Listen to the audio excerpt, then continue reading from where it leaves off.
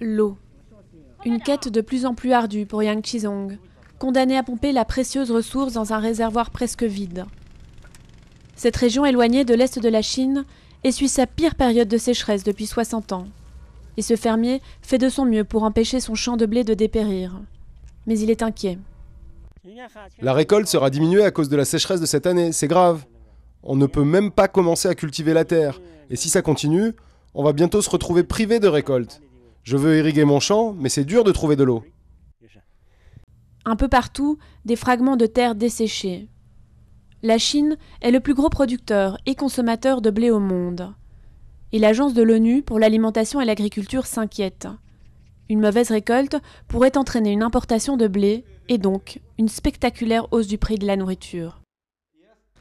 Ceci pourra avoir un impact sur la sécurité alimentaire de certains pays, en particulier ceux avec des petits revenus qui manquent de nourriture. Ces pays sont assez pauvres et si le coût alimentaire continue de grimper, cela va impacter leur pouvoir d'achat qui est déjà faible.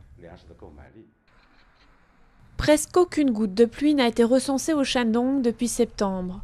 Environ 400 réservoirs et plus de 380 rivières sont à sec.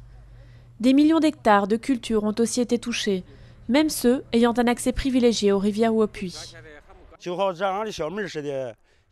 Dans ce champ de blé, la récolte sera réduite de 50%. Nous n'avons pas assez de terre, donc s'il n'y a pas de récolte, alors nous n'aurons pas assez de nourriture.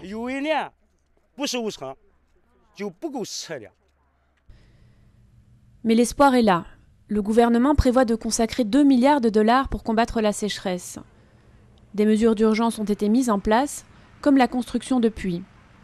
Mais les experts réclament plus de solutions à long terme pour pallier un problème qui pourrait être récurrent.